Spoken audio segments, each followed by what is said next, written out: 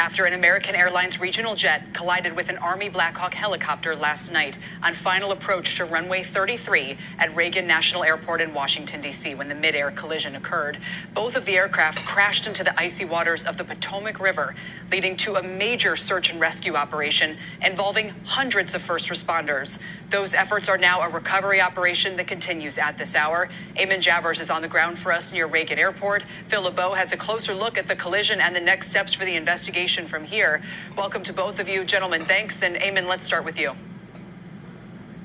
Well, Kelly, we're learning a little bit more now about that Army Black Hawk helicopter crew. According to NBC News, citing officials, one of the soldiers apparently killed in the crash was a woman. Another one was an instructor pilot, that is an experienced pilot who was on hand to lend some of that experience to the crew. The crew was on a training mission. This is part of an annual training exercise that they do. No additional information on names, but we do know that the Pentagon has been working on notifying next of kin to those soldiers who were killed last night.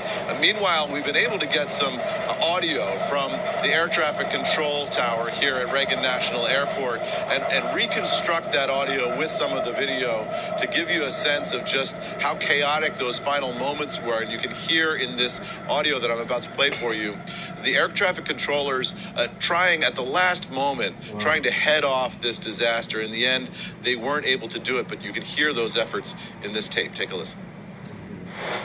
1-7. You see that? Not sure if you're aware of what happened. If you want to go back to the gate, I don't know if we're going to resume operations in the near future. I believe they're going to close the airport for an indefinite amount of time. My suggestion is you back to the gate. All fixing traffic has been paused. And you can hear the air traffic controllers just before that advising the helicopter to proceed behind the jet plane.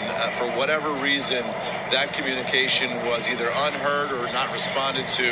And then you hear those gasps in the control tower, and then officials in the control tower trying to shut down all air traffic here at Reagan National Airport.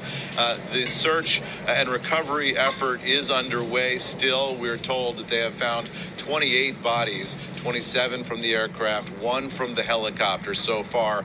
But we can see boats out on the Potomac continuing that effort. U.S. Coast Guard and others patrolling up and down the Potomac River right here, right now. We'll wait and see if we get any additional information, Kelly, on those recovery efforts as the afternoon goes on. Back over to you. Eamon, I didn't exactly catch what you said. I'm not sure if we know yet in terms of which aircraft were not, which of the aircraft, both of them or neither, were in the correct position or as part of this. One aircraft was landing and then there was the Black Hawk. What do we know at this hour?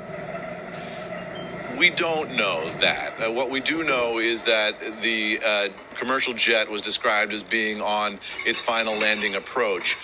What we don't know here in terms of did somebody make a mistake? Was somebody out of the airspace that they're supposed to be in? Is this 2 different systems that simply weren't communicating that they had aircraft headed for the same space at the same time?